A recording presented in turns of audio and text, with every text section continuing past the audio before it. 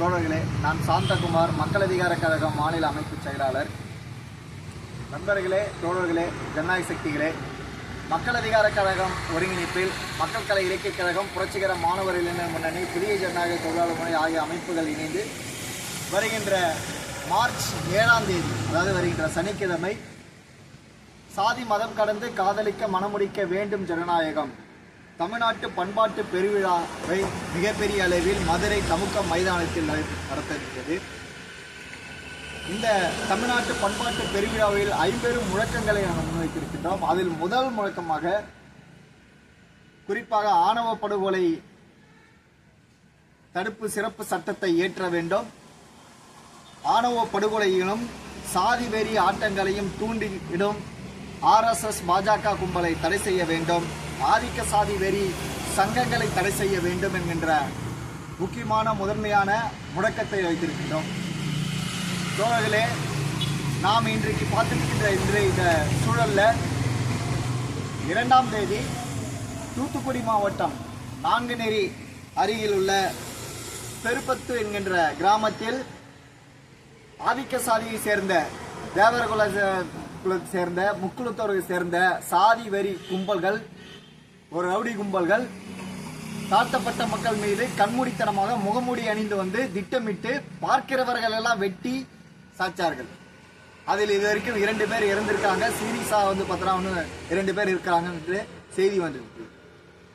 அந்த அதிர்ச்சி மறைவதற்குள்ளேயே நேற்று சிவகங்கை மாவட்டம் மானாமதுரை அருகே இருக்கின்ற இடையூர் அங்க பார்த்தீங்கன்னா ஆதிக்க சாதி வரி பிடித்த கும்பல்கள் அதே போல பைக்கில் முகமூடி அணிந்து கண்ணில் படுகின்ற தாழ்த்தப்பட்ட பட்டியலின மக்களை பல பேரை வெட்டி இருக்கிறார்கள்.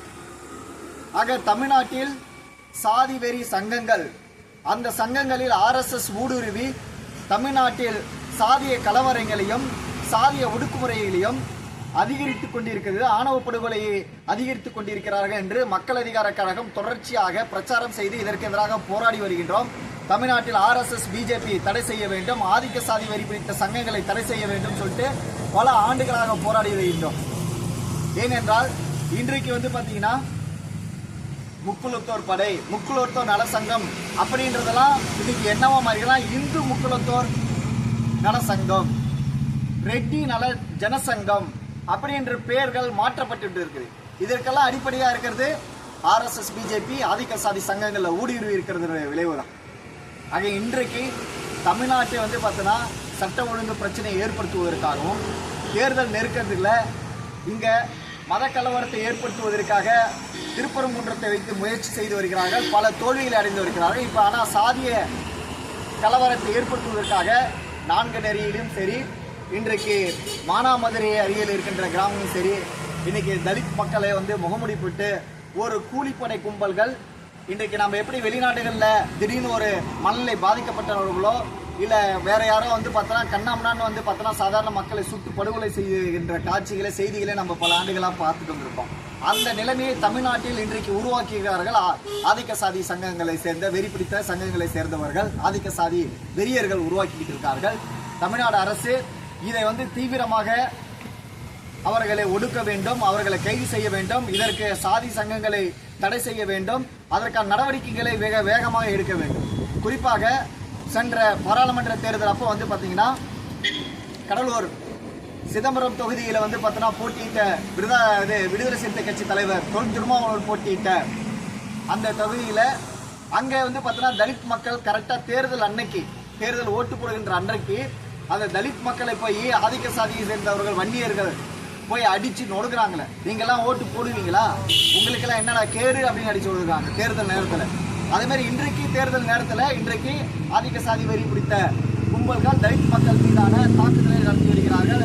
அந்த அடிப்படையில் இந்த ஆதிக்க சாதி சங்கங்களை ஒடுக்க வேண்டும், அவர்களை தடை செய்ய வேண்டும் என்பதுதான் இந்த தமிழ்நாட்டு பண்பாட்டு பெருவிழாவுடைய முதன்மையான முழக்கமாக இருக்கிறது. தமிழ்நாட்டு பண்பாட்டு பெருவிழாவிற்கு வெற்றி பெற செய்ய வேண்டும். சாதி ஆதிக்க சங்கங்கள், சாதி வெறி பிடித்த ஆதிக்க சங்கங்களை தடை செய்வதற்கும் RSS தடை செய்வதற்கும் சாதி ஆணவ படுகொலைக்கு எதிராக ஒரு கூட்டமைப்புகளை உருவாக்க வேண்டும் என்ற நோக்கில் நடைபெறுகின்ற இந்த தமிழ்நாட்டு பண்பாட்டு பெருவிழாவிற்கு அணிதிரண்டு வாருங்கள். இந்த பண்பாட்டு பெருவிழாவை வெற்றியடை செய்வோம். தமிழ்நாட்டிற்கு RSS BJP தடை செய்து இது தமிழ்நாட்டு பண்பாடு என்பது RSS BJPக்கு எதிரான பார்ப்பனியத்துக்கு எதிரானது என்பதை நிலைநாட்டும் என்பதை கேட்டுக்கொள்கிறோம். நன்றி, வணக்கம்.